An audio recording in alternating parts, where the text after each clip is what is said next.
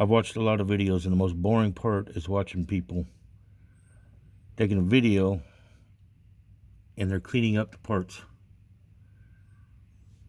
I'm just going to tell you, clean up your parts before you put them back together.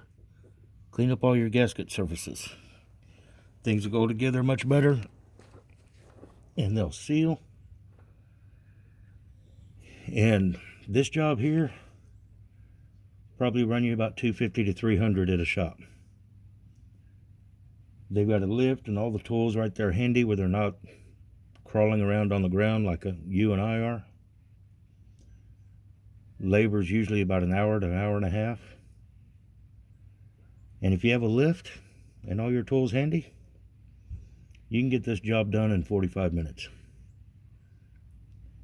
So just to let you know what you're saving by doing this on your own. You're saving an hour and a half to 2 hours worth of labor. And you're saving the markup on the parts. But if you're not so inclined, mechanically inclined, as to do this kind of stuff, like I said, I mean, you're looking $200-300 just to do one axle seal.